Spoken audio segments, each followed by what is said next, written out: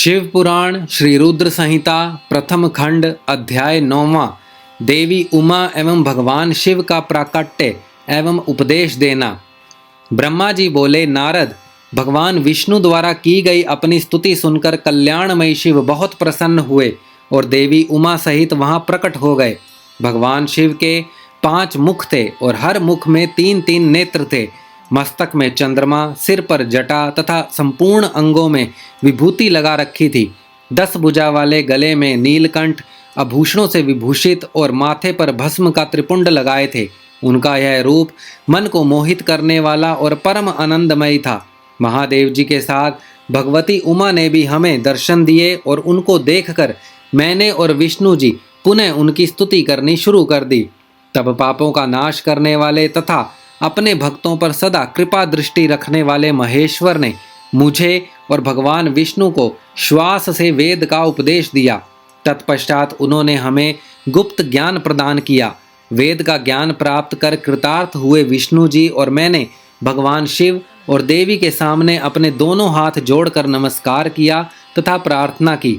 विष्णु जी ने पूछा, हे देव, आप किस प्रकार प्रसन्न होते हैं तथा किस प्रकार आपकी पूजा और ध्यान करना चाहिए? कृपा कर हमें इसके बारे में बताएं तथा सतुपदेश देकर धन्य करें। ब्रह्मा जी कहते हैं, नारद, इस प्रकार श्री हरि की यह बात सुनकर अत्यंत प्रसन्न हुए कृपा निधान शिव ने प्रीति पूर्वक यह बात की। श्री शिव बोले, मैं तुम दोनों की भक्ति से बहुत प्रसन्न हूँ। मेरे इसी रूप का पूजन व चिंतन करना चाहिए। तुम दोनों महाबली हो। मेरे दाएं बाएं अंगों से तुम प्रकट हुए हो।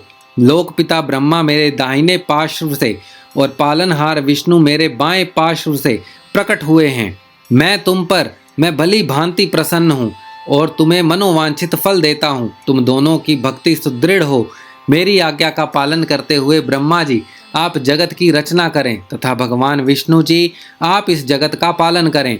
भगवान विष्णु बोले, प्रभो, यदि आपके हृदय में हमारी भक्ति से प्रीति उत्पन्न हुई है तो आप हम पर प्रसन्न होकर हमें वर देना चाहते हैं, तो हम यही वर मांगते हैं कि हमारे हृदय में सदैव आपकी अनन्य एवं अविचल भक्ति बनी रहे।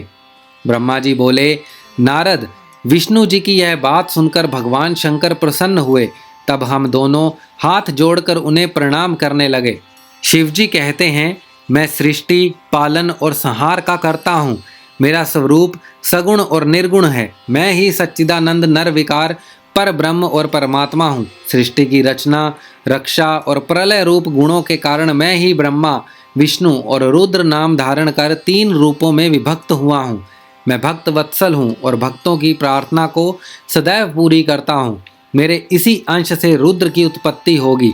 पूजा के विधि विधान की दृष्टि से हम में कोई अंतर नहीं होगा। विष्णु, ब्रह्मा और रुद्र तीनों एक रूप होंगे। इनमें भेद नहीं है। इनमें जो भेद मानेगा वह घोर नरक को भोगेगा। मेरा शिव रूप सनातन है तथा सभी का मूलभूत रूप है। यह सत्य, ज्ञान एवं अनंत ब्रह्म है। ऐसा जानकर मेरे यथार्थ स्वरूप का दर्शन करना चाहिए। मैं स्वयं ब्रह्मा जी की भ्रकुटी से प्रकट होऊंगा। ब्रह्मा जी, आप सृष्टि के निर्माता बनो। श्री हरि विष्णु इसका पालन करें तथा मेरे अंश से प्रकट होने वाले रुद्र प्रलय करने वाले हैं। उमा नाम से विख्यात परमेश्वरी प्रकृति देवी हैं। इन्हीं की शक्ति भूता वाग देवी सरस्वती ब्रह्मा जी की अर्धांगिनी होगी और दूसरी देवी जो प्रकृति देवी से उत्पन्न होगी लक्ष्मी रूप में विष्णु जी की शोभा बढ़ाएगी तथा काली नाम से जो तीसरी शक्ति उत्पन्न होगी वह मेरे अंशभूत रुद्र देव को प्राप्त होगी। कार्य सिद्धि के लिए वे ज्योति रूप में प्रकट होंगी। उनका कार्य सृष्टि, पालन और संहार का संपादन है। मैं ही सृष्टि, पालन और संहार करने वाले रज आदि 3 गुणों द्वारा ब्रह्मा, विष्णु और रुद्र नाम से प्रसिद्ध हो तीनों रूपों में प्रकट होता हूँ। तीनों लोकों का पालन करने वाले श्री हरि अपने भीतर तमोगुण और बाहर सत्वगुण धारण करते हैं।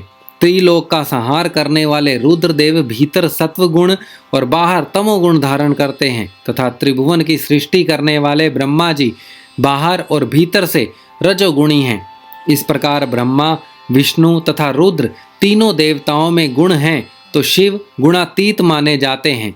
हे विष्णु, तुम मेरी आज्ञा से सृष्टि का प्रसन्नतापूर्वक पालन करो, ऐसा करने से तुम तीनों लोकों में पूजनीय होगे।